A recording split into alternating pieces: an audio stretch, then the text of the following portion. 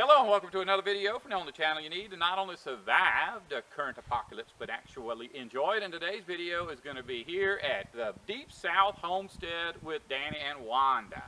The same old tree farm. Yeah. Wait a second, now I ain't got my makeup right or nothing. Shake your hands and be done with it. All right, yeah. Magnificent. This is like a tenth of what was on. Oh my God. This is and that is Lexan on there. No, this is Tough Tex. Tough Tex, is that something new? I'm kind of out Tough, of the these loop. are Tough Tex panels. They're polycarbonates put out by a company in Virginia that we built the greenhouse for them. You know,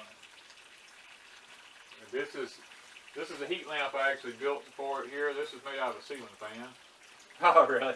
Yeah, you couldn't. It actually looks like a professional heat lamp. It You got a little brooder cage on it. It's got a brooder cage on it. We went to buy a heat lamp, and all the cages that went with those bulbs were only rated for 150.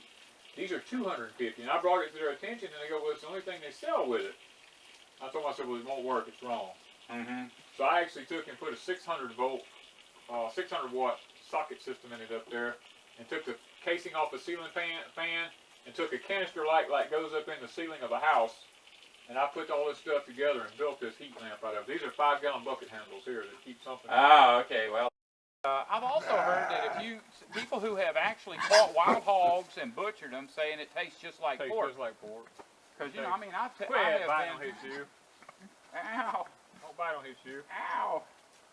Let him do it again just for the camera. Come on, Nick. Pretend like it's I don't know, what do hogs eat? Oh yeah, everything. They eat everything. Yeah. Well, some do and some don't. There you go. He's fixing to get it back. Yeah, get a bite out of that. Real leather. Yeah. I kind of wish I had me a smoker. Your smoke comes in from the bottom. Where's the burner? Back here. All smokehouses are supposed to be out back. Oh yeah, that is a real smokehouse. Yeah. It ain't like them old Sam's Club smokers they no, sell where you put the burning stuff in the box with the meat. Right. That's the reason smokehouses burn down. If you put the fire in there with it, and the grease gets to dripping, that's why they catch on fire. So out here, you can put this in, because this one, bacon has to be cold smoked at like 80 to 90 degrees. Well, especially for me, I've got a mayhaw tree that probably got a tire swing in and ain't never got a mayhaw off of it. Really? It's pretty big. I got a lot of stuff like that, though. I don't know if y'all ever tried pineapple guava. Not pineapple. We have pineapple plants, but we don't have pineapple guava. Yeah, well, guava won't grow around here because it's just too cold. Too cold. Okay. But pineapple guava, which is not a guava, I don't think, but it looks like it, smells like it, kind of tastes like it, and they call it pineapple guava. Right. It will grow around here. Okay. And it answers a lot of questions because people have told me before that you have to put it near the house so the roots can go under the tree and keep cool. Yeah. And that kind of goes along with that, you know. When I Yeah. put something out in the yard and there ain't no trees around it, they just die. I've got fig trees that are 10 years old that are like the size of my thumb, and covered with lichens, you know. Yeah. That's just, if you put the heavy mulch around it and cut it back to 1 or 2 sprigs like I've done here, they take off and grow. A real apple. The Anna apple went to the top of it, which makes this tree self-pollinate. Oh yeah, that's right. Yeah. That's right. Well, I'll tell you this. As far as I'm concerned, that apple tree sitting 20 feet away from this crab apple is pretty self-pollinating too. Yeah. That's the brand that it is. This is a 1902 model.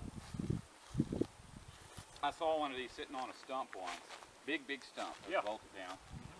And it was the guy that owned it was mentally handicapped, severely mentally handicapped. I mean, hard to have a conversation with him. But he was smart about some things. He was a beekeeper, and people would call him across town to get bees out of their house. And he had sugar cane, and he milled it.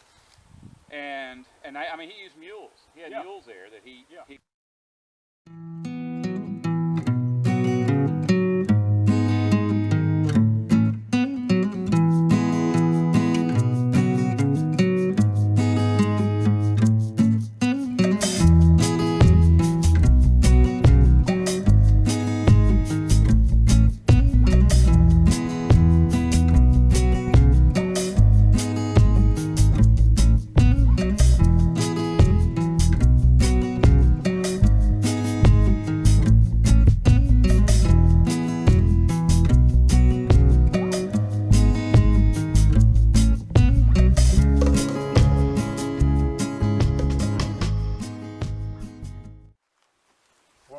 come in, we'll plant a row of English peas on this side and a row on that side, and then we'll let them grow up and hook to those cattle towns there.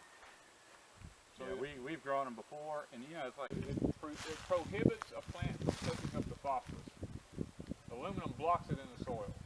You know, there's nobody alive that's old enough to tell you everything that's ever happened to this earth. We all get to see a little piece of it. Yes.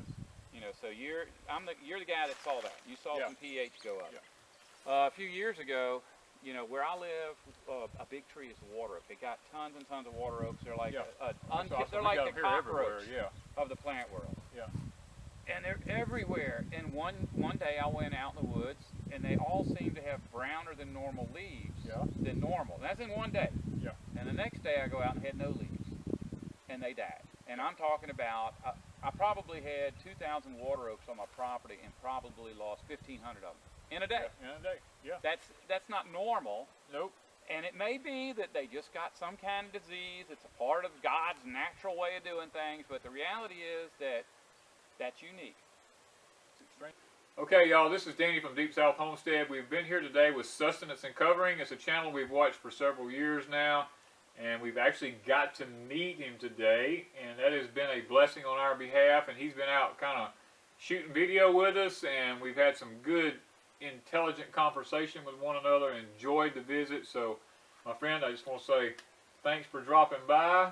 We've enjoyed the visit, and what do you think? I tell you what, man, I came out here with a camera I don't understand. I'm going home to a computer I don't understand, but I'm going to do my best to get some video up from what we shot today. And if nothing else, I'll get one of my old cameras and sit in front of it and say, look, I made a cool video. You're not going to get to see it, but if you go to this channel, you're probably going to see pretty much everything I would have recorded. If you really want to learn what's in the Bible and know it's in the book of Revelation, you got to see what's on my channel when this Bible Code series comes out. Okay, so what you're basically saying to me is there's no denomination in this whatsoever. No denomination. This is strictly just pure Word of God. It's the pure Word of God. And it's not easy to do. You know, no. We've enjoyed having Sustenance and Covering here with us today, and look forward to maybe spending some time at his place here before long, getting to see what he's got, because he doesn't. Actually, we figured out he didn't live very far from us, so hopefully one day we're gonna get the chance to visit you. Oh yeah, we'll make a big day of it. Hear you. Okay. Thank y'all from Deep South Homestead. And if you don't want to survive, don't listen to us. That's right.